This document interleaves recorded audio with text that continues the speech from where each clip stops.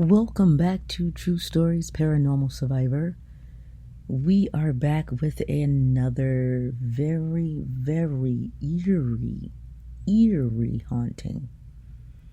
And as many of you know, if you've been listening to the show, there was a previous recording that I named Studio Haunting Part 1.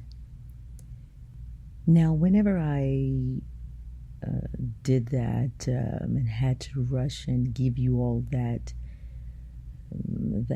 show, that episode, I was under the impression that there was going to be simply just a part 2, which was going to be when I went back to the location, to the studio, and done some investigating.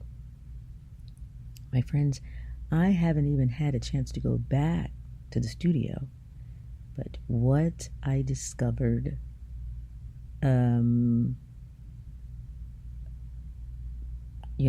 right after that is literally bone chilling.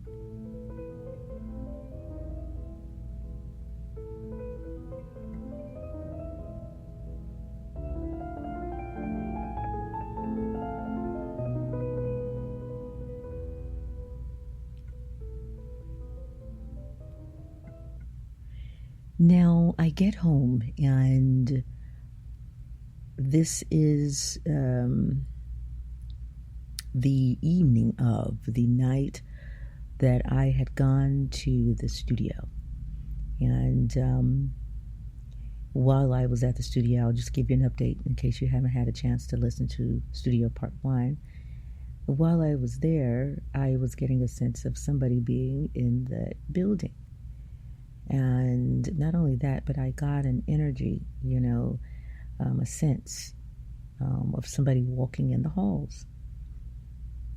And later on find out while I am there that other staff had been there as well, and that other people have seen, figures, shadow figures, and felt things kind of lurking in the halls. And I was very adamant and specific in what I was getting and sensing. And so I informed them that, it was imperative that I got back to that building to do an investigation, because I can sense that there is somebody really trying to reach out. And typically when they do this sort of thing, it's because there's something that they really need to convey or trying to say. And one thing I do know, when I'm in a specific location, I know if there are multiple spirits there. So I sense that as well.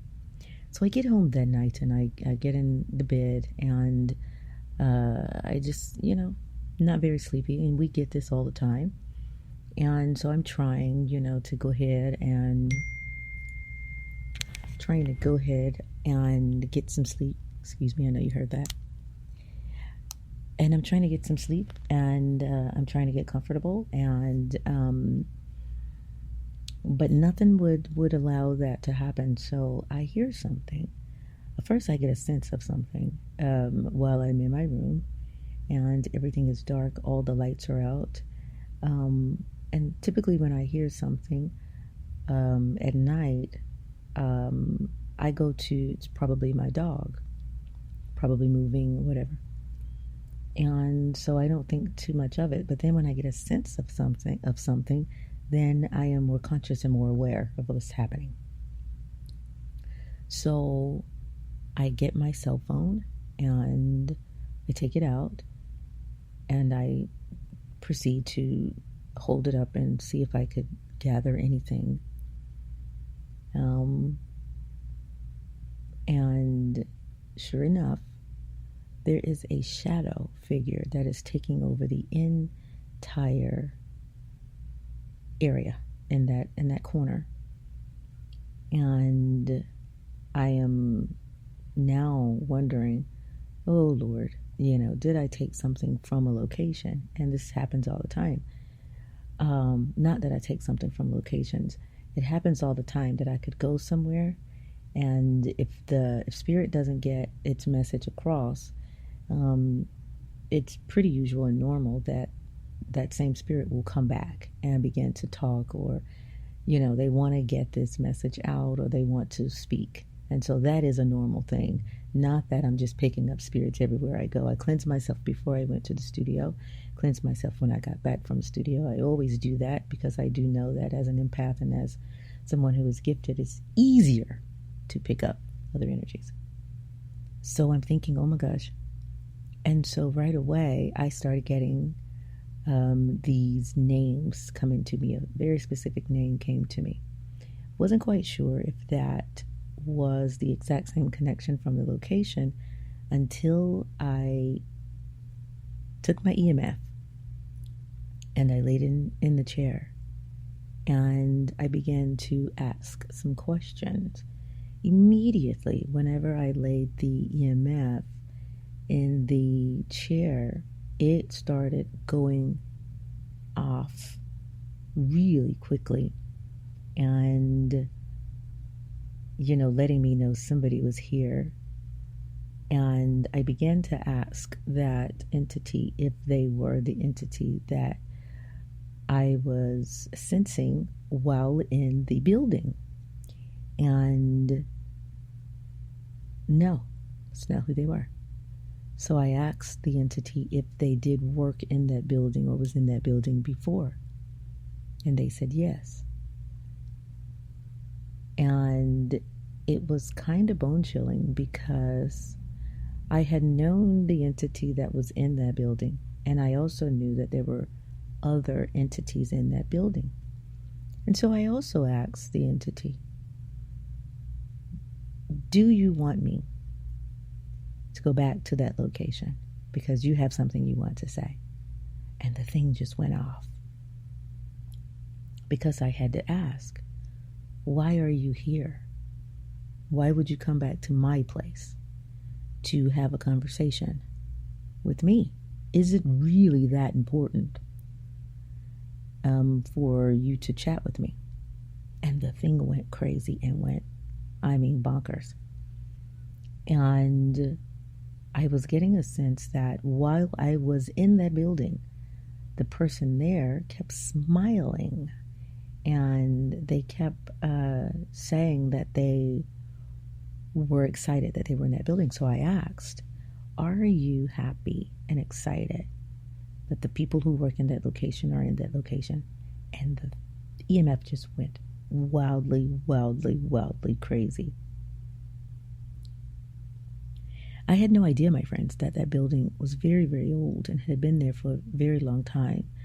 Even when I investigate a building, I don't like to know anything about the building. I don't like to know anything about the place. I like to gather what they want me to know about the place. And so I'm going to be going back, and I expected to be giving you guys a part 2. So I want to update you and let you know there is also going to be a part 3, because there is a Tom in the building and there is someone else lurking in that building. And someone wants me to know that they're there and they want to chat for some reason. And recently I had a conversation with somebody who ended up getting sick, and they informed me that, somebody that they were with passed away. Not in that place, in that place, but passed away.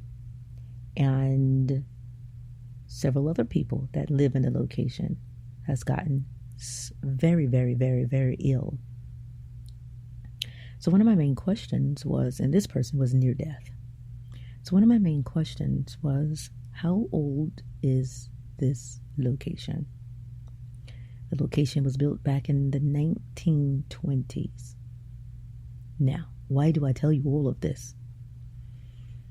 Pay attention. Do some research.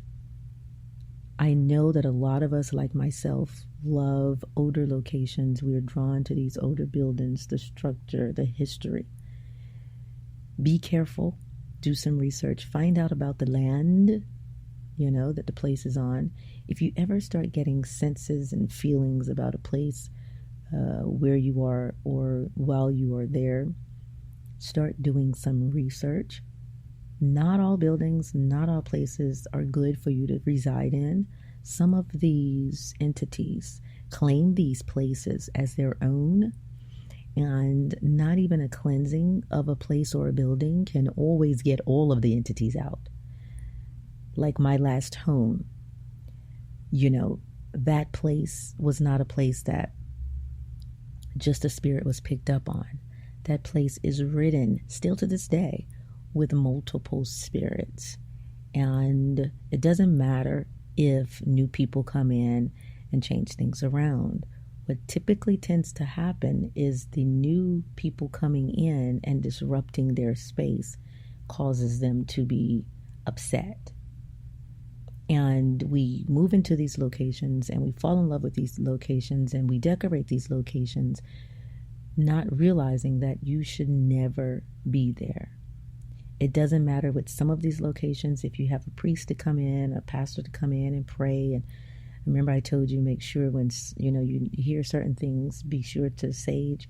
Some of these locations that have been around for decades and decades and decades and decades are not places. Listen to me very carefully here. They're not places for you to reside, because a lot of these entities have claimed these places as their own, and they will show you in so many different ways that they do not want you there. So while some of you are moving from location to location, while some of you are changing jobs, moving to some buildings, and these buildings are very old and have been around for a long time, some of these buildings have spirits and entities and dark forces that live within them. And you, my friend, will tend to pick up on certain things. Sometimes you will get sick, and sometimes you will even die. Sometimes very negative things happen. And that is a way for the spirit to show you how powerful, how forceful, what they can do. Okay? But just like with the location that I am going to be going back to, I know I said all of that, and you're probably like, and you're going to go back to this place? I know. And if I'm in a location and I find that I'm not supposed to be there, trust me, I get the heck out of Dodge. And we'll talk more on tomorrow.